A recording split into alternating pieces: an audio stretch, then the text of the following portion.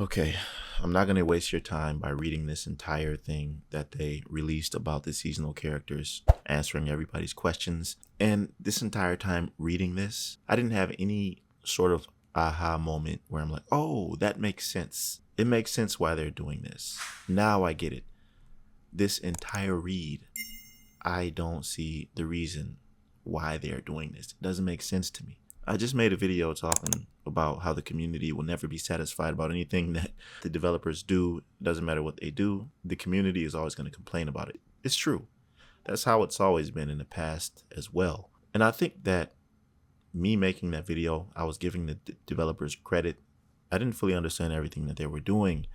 So I was kind of cutting them some slack by making that video. But after reading this, it literally makes no sense why there are seasonal characters. Everything that the seasonal character does, including shade watch levels, gear, weapons, resources, everything will be transferred to your non-seasonal character, and that you will be able to play with your main character, your non-seasonal character, during a 2-week intermission period, wherein you can play against the master level difficulty, and you have a choice to play with your seasonal character or your non-seasonal character, and then you can experience master level difficulty in its full glory, being as powerful as ever with your main character.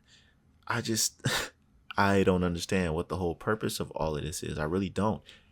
Everything that you can do with your seasonal character, why not just make it the same as it was before? Because nothing's changing, essentially. Nothing is changing with anything. It's just like you're giving the community all of these things to do, to experience seasons with another character that you're going to ultimately be transferring everything that you gain from that experience to your main character.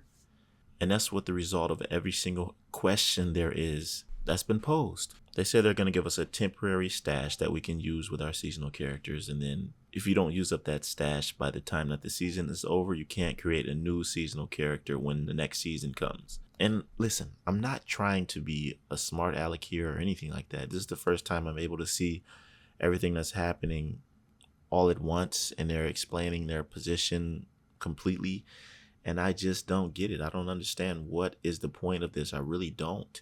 Why not just have your main character and add the master difficulty, or add a few more story snippets or new content, as you say?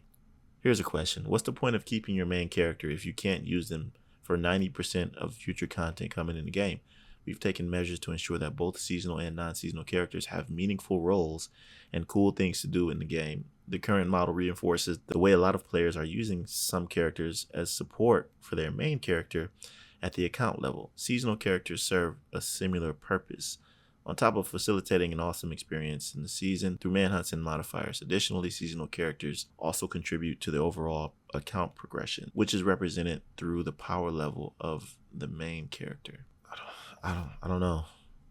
Am I missing something? The main character remains the foundation of the account, enabling players to take on challenges at the highest power and difficulty levels. Furthermore, upcoming DLCs will present a chance to take on challenges with your primary character and its corresponding power level. Additionally, only non-seasonal characters will have access to legacy missions. Okay, let's talk about the Manhunt 2.0 a little bit and how that's involved. It says, will the new master difficulty be in any way available for non-seasonal characters? Yes, climax mission on master difficulty will be available for both seasonal and non-seasonal characters during the intermission period, a 2-week period between the seasons. This is what I was talking about before. You'll be able to play with your main character or your seasonal character for the master difficulty.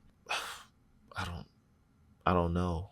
So why tie the manhunt to seasonal characters' participation? Okay, fair question. The optimal way to experience the story is through the seasonal structure. But why? Utilizing a character with the appropriate power level to capitalize on features such as gameplay modifiers and seasonal items. The story will be adjusted to accommodate this new dynamic, with multiple agents fulfilling their roles throughout the season.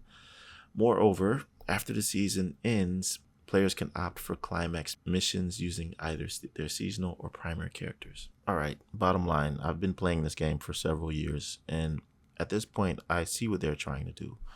I see the appeal for new players coming to the game and everything like that. They don't really understand what everything that the veterans have been going through playing this game for so long. So, I mean, I guess the developers are just trying to appeal to the new audience because, like I said, at the end of the day, it makes no sense to do this. Okay, Ubisoft is a company that is known for sticking with the same IP for years. Assassin's Creed. It's a different game set in a different place, but it's essentially the same game. Then you have Rainbow Six. Rainbow Six, I think, is in its 9th season. And I get that. Okay, I see why people keep coming back to play that. It's backed up by tournaments.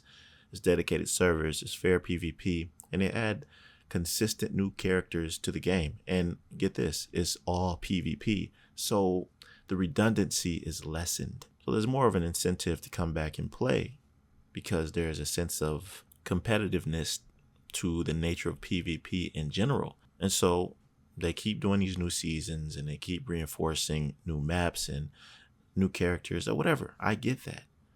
I don't think that you can do this with a game like The Division 2. Years ago, it's been pretty much abandoned by Red Storm. Red Storm went away years ago. By the way, Red Storm is the company or the section of the developers that specifically worked on the PvP in the Division franchise.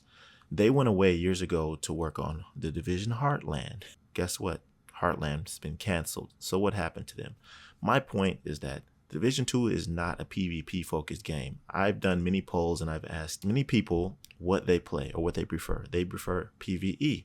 So 90% of the player base enjoys PvE over PvP. So the developers aren't going to put any focus on or much focus on PvP. In the entire time in conflict, there has not been one map added to the game. And whenever there's a problem or something that seems to affect PvP, it's just not really addressed. I mean, they did address diminishing returns, which helped out a lot with status effects, but I still get melted by that initial blast of a burned sticky bomb along with the vial mask. It still melts. And ultimately, it's still broken in a way, right? Diminishing returns only comes in when it's too late, when the match is almost over with. And this proves it right here. When you look over here at the PvP section, it's like 3 questions. And that's it. How will the introduction of seasonal characters affect PvP? Seasonal characters will only be able to matchmake with other seasonal characters at an appropriate power level, accounting for the level playing field the seasonal reset brings. So they're basically saying that the seasonal character's level is too inconsistent to matchmake with anything regarding PvP. So it's not going to be in there. Will modifiers work in both PvE and PvP? Modifiers are PvE exclusives. Will seasonal characters have a separate DZ? Yes. DZ pools are separate between seasonal and non-seasonal characters. Okay, so I guess you're going to have seasonal characters running around in the DZ killing each other. Nobody really goes in the DZ anyway nowadays. But that's the point. You can't really string this model along for this amount of time. We're in year 6 right now, and you're adding something that essentially doesn't need to be here. There's no point in putting seasonal characters in the game if ultimately every single result, everything that you gain, everything that you get is going to be transferred to your main character. And 90% of the time, you're not going to be playing with your main character. So at the end of the day, this right here is a move to entice new players and get people to play the Division 2 for the first time. You basically gave it away for free, and you're introducing this whole new model of seasonal characters for players to experience leveling and getting, quote, new things, which have already been achieved by your main character. So you're making it look fresh. But for the veterans like me and others, once again, it's just busy work. You're giving us activities to do while we wait for what's next. I want you to tell me what you think about this down in the comment section below. Personally, I'm just going to be playing what they give me here and there. Like I said before, I don't really participate in seasons that much. It doesn't really entice me like they used to, like in the Division 1. I'm just not really that enthused to go through this whole process of redoing things that I've done over and over again. They say that this is basically like the mule concept. It serves as, you know how we use one of our characters to go through Warlords of New York to get a whole bunch of materials and stuff like that.